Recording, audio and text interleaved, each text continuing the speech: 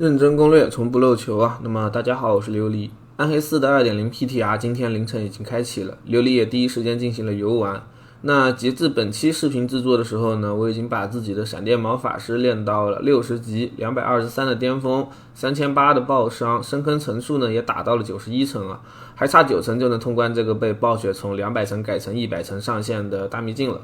本次 PTR 的综合体验还算不错，不过我更推荐基础比较怕或者是第5赛季前期呢没有玩太久的朋友，等到9月7号暴雪开放直升功能再进入 PTR 进行游玩尝试。主要的原因呢在于本次 PTR 中我们复制过去的角色，即使之前已经是100级满级的，也需要从50级开始重新刷到60级，才能解锁巅峰和掉落先祖装备的难度。而在本次 PTR 中呢，也并没有新职业、佣兵和轻地图的相关测试，只有一些大家原本是有很熟悉的游戏内容的改进。那这一基础上，由于暴雪的测试目标主要在于开荒，所以它暂时禁用了罗盘，导致呢我们开荒阶段刷装备的难度很可能是当前版本的10倍甚至是9倍，所以不如等7号暴雪更新了符文之语再说。目前这个版本我们主要能测试的对象还是被暴雪强化之后能点到100级的雕纹，以及全职业新增的技能和暗金装备。如果你打算参加 PTR 对他们进行测试的话，琉璃比较推荐你使用法师的闪电矛玩法，因为法师新增的技能和雕纹对他的帮助非常大。虽然暴雪已经在 PTR 中对闪电矛的回火进行了削弱，但呢在一把抓住顷刻炼化魔宠跟启蒙之后，闪电矛依旧会是 PTR 期间的 T0 玩法。不过在成为闪电矛法师之前你最需要的就是呢在进入 PTR 之后第一时间快速冲到60级解锁新难度，以及各种游戏中的高级功能，比如说魔猿的进入资格了，铁匠和珠宝匠的稀有暗金制作等等。最快的练级方式是找人带，其次就是寻找地图中的要塞进行通关。一个要塞打通一般可以让我们升1级，你也可以选择打狂潮或者刷地狱任务，总之呢第一时间练到60级就是刚需的。那这时候一个稳定的网络环境就很重要了。这里的琉璃推荐你使用迅游加速器，它呢不仅可以一键下载免费加速战网，还能同时保证你的暗黑4网络顺畅。如果你之前没有用过这个加速器的话，可以在客户端的主页输入口令暗号漏球琉璃，白嫖到3天的加速时长。因为上线 XGP 入坑游戏的新朋友呢，在赛季开始之前早期160个莉莉丝祭坛是很头疼的。迅游加速器还内置了莉莉丝的寻路功能，不仅可以帮你在游戏中查看莉莉丝祭坛的分布还贴心自带了寻路导航，你可以照着它的路线一步到位，点亮所有的莉莉丝祭坛，让之后的开荒更加顺畅。本次 PTR 中我们的背包空间得到了巨幅的扩展，主要是表现为4个独立的背包栏位，第一格是大家最熟悉的装备槽，第二格则是宝石和符文这类镶嵌物，第三格是药剂、熏香、BOSS 门票等消耗品，第四格是地下城钥匙和罗盘。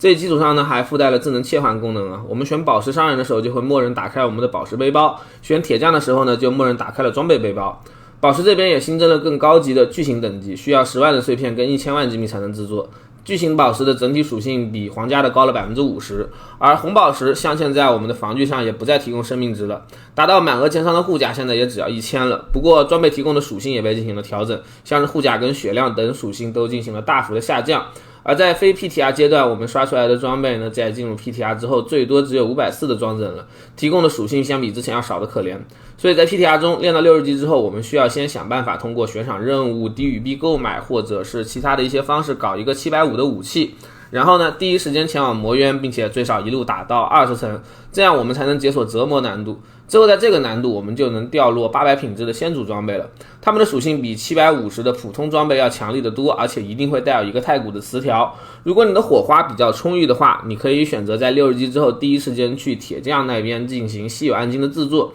做出来800装等的稀有暗金一定是会带一个太古词条的。那么琉璃呢就拿12个火花制作了太古冷却的军帽、太古减伤的泰瑞以及太古攻速的无心夜空之戒。之后就是继续提升魔渊层数，通过魔渊来强化自己的雕纹。 PTR 中的魔渊是不会再掉落我们强化装备的材料的，取而代之的是可以在通关之后强化我们的雕纹。高级雕纹的强度非常高，比如琉璃这个81级的破坏雕纹，它可以为我们提供861的爆伤，对暴击敌人的增伤以及 23.8% 的暴击伤害的提升。这个阶段我们最好能一路打到65层左右，解锁折磨4难度。PTR 的65层难度大约相当于第5赛季的110到130之间，而随着难度的提升，我们掉落先祖装备的概率也会越来越高。与之相对的是，野外和地下层的怪物也会显著变强，同时呢，我们的护甲和抗性也会显著降低。折磨4难度的野外战斗就跟这赛季单刷罗盘8差不多，而即使是折磨4难度先祖装备的掉率依旧不高。刷狂潮或者深坑的话，差不多2到30分钟才能看见一件先祖。我估计正式服我们刷装备的主要途径应该是被暴雪调整之后的罗盘啊，依靠其中必定开出先祖的箱子，在前期就能进行稳定的提升了。不过暴雪为了收集开荒数据，他把罗盘给办了，这就使得呢 PTR 中我们即使到了折磨4，身上能用的先祖装备最多也就1到3件。部分喜欢刷的老手可能甘之如饴，但对于萌新来说，这个体验就很差了。PTR 中的折磨难度除了会强化怪物之外，也会同等的强化我们去刷暗金的那些 BOSS。目前 PTR 中的召唤 BOSS 的消耗的材料会随着折磨难度的提升而提升，但与之相对的是即使是折磨1的难度，这些 BOSS 也会掉落稀有暗金，因为就连琉璃都在折磨1掉了太古的末日。难度越高，这些 BOSS 的强度也会越高，同时掉落装备的先祖率也会提升。需要注意的是，现在这些 BOSS 只会掉落自己专属的几件暗金装备，而且呢，我们不需要放名誉石也能一次掉好几件了，让我们在刷暗金的时候呢，效率得到了大幅提升前提是你能打得过这些被大幅强化的 BOSS。比如说，这个赛季最为火热的7-2领主，你在折磨师召唤他，现在只要12个鲜血了，而击败他之后，依旧可以一次得到5件暗金装备。召唤 BOSS 的门票现在依旧是靠狂潮和噩梦地下城产出的，不过呢，现在折磨难度对这些玩法也是有加成的。由于时间不足，我只测试了一下折磨4难度下这2个区域的掉落结果是相当喜人的。在 T4 难度下，只要我们击杀精英怪，就非常容易出现4个随机门票，开启250余金的箱子，除了大量装备之外，更是可以一口气给我们26个钢铁碎片这是可以召唤2次格垒高猎还多的。恶魔地下城则是在保留了击杀精英高概率掉落召唤门票的基础上，还会额外的掉落大量的金造材料。暴雪呢在 2.0 版本把所有的金造材料统一成了一种叫欧杜博石这个材料在库拉斯特没开罗盘被ban的情况下，目前只能从噩梦地下城获取，但刷起来的速度也是不慢的就是了。总之按照这个调率来看，下个版本就算是独狼玩家也能轻松的连打 BOSS 刷暗金，而不用跟这个版本一样找人 AA 了。那么以上呢就是本期视频的全部内容了，我是困得要死准备睡会儿的琉璃就让我们下期视频再见吧。